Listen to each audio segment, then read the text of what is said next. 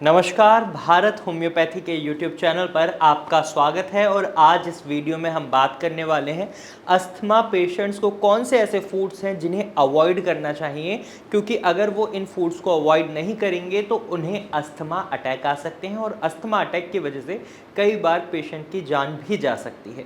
अब जो patient asthma को फेस कर रहे हैं वो इस बात को अच्छे से समझते भी हैं और आज इस वीडियो को बनाने का पर्पज़ यही है कि हमें फूड में क्या खाना है वो बहुत ज़्यादा ज़रूरी होता है, लेकिन उससे ज़्यादा ज़रूरी ये हो जाता है कि हमें अपनी डाइट में, अपने फूड में से किन फूड आइटम्स को बिल्कुल हटा देना है, क्योंकि अगर हम गलत चीज़ खाते हैं तो उसके एडवर्स इफेक्ट हमें देखने को मिलते हैं। हालांकि अगर हम अच्छी चीज़ नहीं खा रहे जो हमारे शरीर के लिए, हमारी बीमारी के लिए, क्रॉनिक डिजीज़ के लिए अच्छी है, तो हमें उसके बेनिफिट नहीं मिलेंगे लेकिन नुकसान भी नहीं होगा। लेकिन जब हम गलत चीज़ खा लेते हैं तो उसका हमारे शरीर पर एडवर्स इफेक्ट पड़ सकता है और एकदम सीवियर अस्थमा अटैक आ सकता है। आपको गले में बहुत ज़्यादा जलन महसूस हो सकती है, बलगम का फॉर्मेशन हो सकता है, खांसी बार बार आएगी, सांस लेने में तकलीफ होगी और चेस्ट में बहुत ज़्यादा जकड़न महसूस होगी। तो इन चीज़ों से बचने के लिए आपको अपनी डाइट से इन फूड आइटम्स को हटाना होता है। तो इसमें सबसे पहले आता है आपके एसिड रिफ्लक्स करने वाले फूड आइटम, यानी ऐसे फूड आइटम जो आप खाते हैं उसकी वजह से आपके शरीर में एसिड रिफ्लक्स बन जाता है। एसिड रिफ्लक्स एक ऐसी सिचुएशन है जो आपका फूड पाइप है उससे आपका खाना वापस आपके माउथ की तरफ आने लगता है और ये खट्टी मीठी डकारें आना, इस तरीके की दिक्कतें जो पेशेंट फेस करते हैं उसी को एसिड रिफ्लक्स बोलते हैं बेसिकली।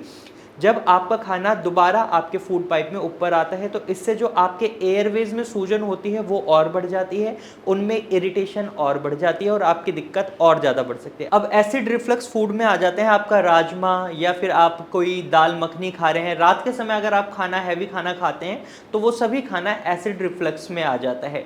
और इसी तरीके से आप जंक फूड खा रहे हैं, फ्राइड फूड खा रहे हैं, तो इसकी वजह से भी आपके शरीर में एसिड रिफ्लक्स डेवलप हो सकता है। तो आपको इससे बचना है और इस तरीके के फूड आइटम्स को अभी कट डाउन कर देना है। इसी तरीके से आपको high salt intake food item से बचना है। खाना बनाते हैं तो उसमें भी नमक की मात्रा कम ही रखें, क्योंकि अगर आप नमक की मात्रा ज़्यादा रखेंगे तो आपका ब्लड प्रेशर बढ़ सकता है और ब्लड प्रेशर बढ़ने की वजह से आपका जो एयरवेज का स्पेस है वो और ज़्यादा कम हो सकता है और आपकी तकलीफ़ें और बढ़ सकते हैं। तो आपको इसको अवॉइड करना है।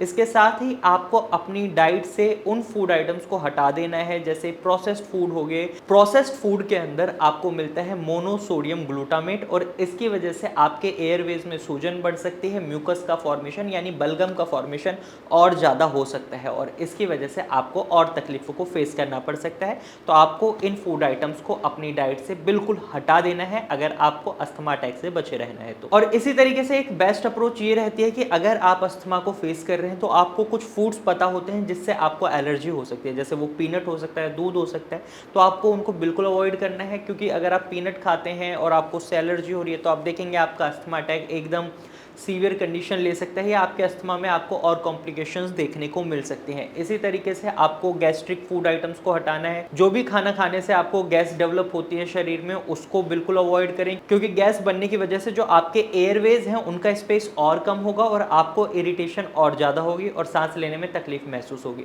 वहीं इसके साथ साथ आपको हाई ओबेसिटी फूड्स, यानी जो फूड आपकी ओबेसिटी बढ़ाने में मदद करते हैं, जैसे अगर आप खा रहे हैं जंक फूड खा रहे हैं, छोले भटूरे खा रहे हैं, तो आपका वेट पुट ऑन होगा और जब आपका वेट बढ़ेगा तो इसका एडवर्स इफेक्ट आपको अस्थमा में दिखेगा, क्योंकि जितना ज़्यादा वेट होता है व्यक्ति का उतनी ही ज़्यादा उसके शरीर को ऑक्सीजन की रिक्वायरमेंट होती है। जहाँ आपके एयरवेज का स्पेस कम है, शरीर में अभी ऑक्सीजन कम आ रही है और ऐसे में अगर आपका वेट और बढ़ जाता है तो आपके शरीर को ऑक्सीजन की रिक्वायरमेंट और ज़्यादा होती है और ऐसे में आपका अस्थमा और ज़्यादा बिगड़ जाता है। तो कोशिश करें बॉडी वेट को बॉडी मास इंडेक्स के अकॉर्डिंग ही रखें ताकि आपके शरीर में ऑक्सीजन की ज़्यादा रिक्वायरमेंट ना हो, जो रिक्वायरमेंट है वो आप फुलफिल कर पाएं ड्यूरिंग अस्थमा। तो अगर आप इन फूड आइटम्स को अपनी डाइट से हटा देते हैं, साथ ही इन डिजीजेस को या इन कॉम्प्लिकेशंस को अपने लाइफ शेड्यूल से हटा देते हैं, तो आप देखेंगे आपका अस्थमा बहुत जल्दी ठीक हो सकता है। अगर आपको ये जानकारी अच्छी लगी है तो इस वीडियो को लाइक करें और अगर आप अस्थमा को फेस कर रहे हैं तो आप अस्थमा से ठीक हो सकते हैं। आप भारत होम्योपैथी की डॉक्टर की टीम से कंसल्ट कर सकते हैं। आप स्क्रीन पर दिए गए नंबर पर कॉल कर भारत होम्योपैथी की डॉक्टर की टीम से कॉन्टैक्ट कर सकते हैं। यहाँ आपको एक सही एडवाइस मिलेगी। मिलेगी। इस वीडियो से रिलेटेड आपके मन में कोई सवाल है तो आप कमेंट के थ्रू अपना सवाल हमसे पूछ सकते हैं, या फिर आप किसी और विषय पर जानकारी लेना चाहते हैं तो आप कमेंट में हमें विषय भी बता सकते हैं।